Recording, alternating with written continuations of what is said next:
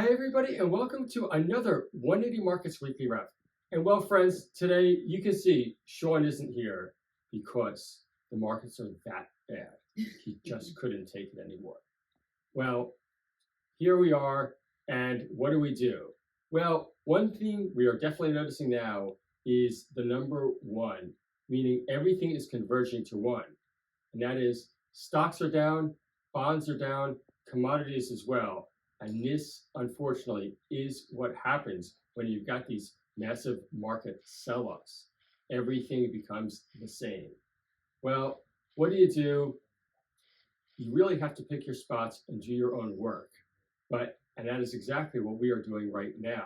And with that, Ariella, you just got back from a trip. What are you seeing out there? Yeah, thanks, Greg. So I was in Adelaide for the Gather Round conference yesterday. And it was actually a very positive vibe out there, which is different to a lot of conferences we've been to over the past 6 months. Most companies were excited about gold prospects. And speaking of gold, near-term gold producers we're really noticing are moving in the market. Movers like CVR, LGM, both who have announced either outstanding economics or revised PFS and streaming finances for CVR, they're moving exceptionally well in this market, and investors are getting excited about the prospects of near-term gold producers. Also, A1G, they announced a new director, also a gold play out there, have moved exceptionally well. And LM1, I've forgotten about stock, however, announced some high-grade gold this week, and they've more than doubled. A lot of stocks out there, there's so many gold ones. They've all got a gold project in the back door that they've put on hold for the past few years that they've randomly pulled out again and start putting some holes in the ground. So it's created a lot of excitement about those projects. But Ariel, you mentioned something before that is really interesting that we are definitely noticing here at 180 Markets, which is these near-term gold producers, not just the explorers. We have the Saturn Metals, the Black Hack Syndicates. These are the companies, aren't they, that are getting people excited? That's right. And I actually did have the pleasure of speaking to Saturn Metals, the CFO there at the conference yesterday, and they were very excited. A lot of energy around their booth with their heap leaching and pilot plant, recently raising $25 million in a placement, currently doing an SPP, and they're above the SPP price, which is exceptional in this market.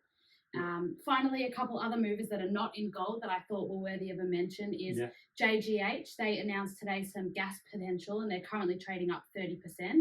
And an interesting one that we had some trading in was OSX, a very interesting intraday trade.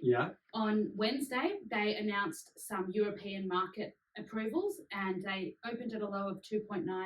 They hit a high of 4.8, closing at 3.1 cents. So very interesting day for them on the market. Yes.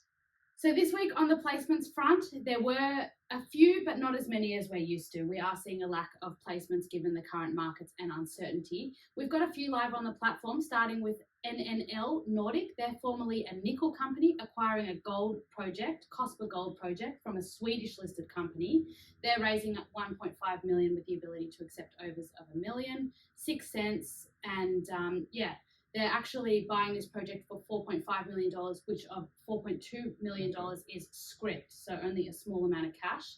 Another one we've got live on the platform is MEM.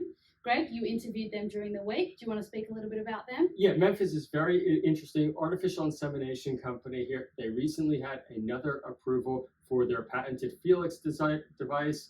They are going to expand that now into markets such as India, which are big growth opportunities. So when you have a small company, a big approval, and a very, very niche market, that spells for success potentially. That's right. And we do have the interview live on the platform if you want to find out a little bit more. They're raising $1.2 million at 6 cents with a 1-for-1 option as well. A few other placements to mention this week. EBO, they did a huge placement with UBS New Zealand, raising $200 million, and then they're doing a $50 million rights issue as well. FME, they raised $1.5 million in a placement at 1.1 cents. They're also doing a rights issue. And they have an MOU with Zeta Resources, which acquired a 9.9% stake in the company. Exciting times, uncertain times. And with that, that's the end of the wrap. Have a great weekend, everyone.